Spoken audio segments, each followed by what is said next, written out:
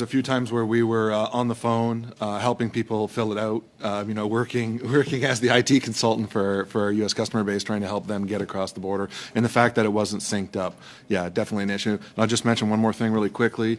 Part of it, yes, separate the vaccination from the ArriveCAN. The original language used in ArriveCAN and on the website was very threatening. There was quarantines, there was $5,000 fines, very threatening language, huge deterrent for people even taking the chance of coming over. Thank you very much, Mr. Ellis. Mr. Lewis for 5 minutes. Thank you, Chair. Thank you to all the witnesses here this morning. Great testimony once again. I just start out by saying this is a study to study the impacts that ArriveCAN has had, and would have had on Canada. So I think all of these questions are really good. So I'm gonna stick on the business side of things, Madam Chair, and I got to tell you, am I ever looking forward to October the 1st coming? I wish it would have been October 1st, 2021, because I would have had a few thousand less inquiries into my office. But I am looking forward to October the 1st.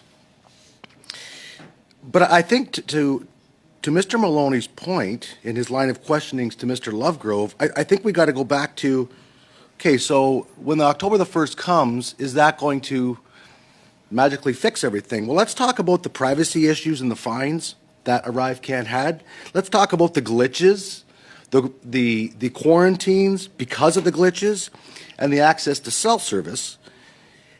And why I say all that, Madam Chair, is because the business and the contracts that have been lost will never, ever come back.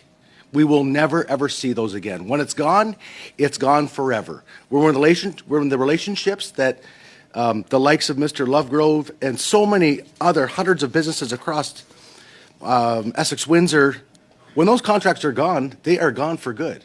And so it's had major, major impacts on our region specifically. Through you, Madam Chair, to Mr. Lovegrove. It's my understanding in that a business such as yours, sir, Zoom is not an option.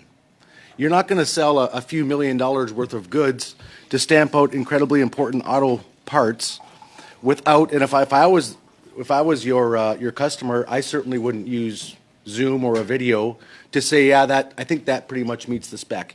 You got to taste it, you got to feel it, you got to see it, you got to be in the room with it, and usually that's only a 1 or 2 hour deal.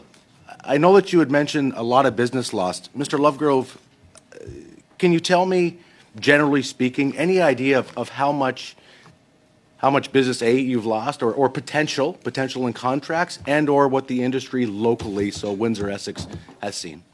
Yeah, I can certainly speak to my own situation where there was several $1 million worth of contracts that we were, I would say, not considered for, given the situation we found ourselves in, because these customers, being a new business, doors open, we want people up, come see the facility, visit with our staff, see our capabilities.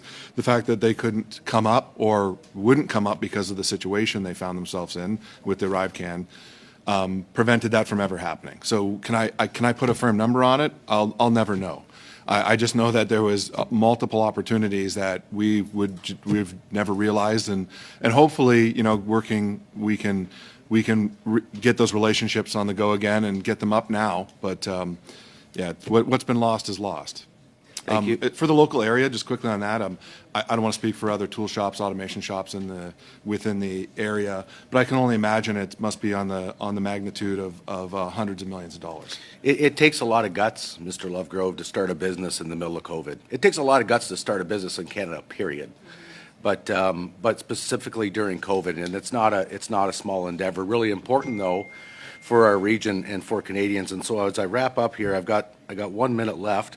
A quick story, Madam Chair. I got a phone call about a month and a half, 2 months ago, from a major player in the area, and they had their private jet sitting on the apron at the Windsor airport with the 4 top executives. And when I say a major business, I mean a major business. And they couldn't get off because one of the 4, their ArriveCAN app had a glitch.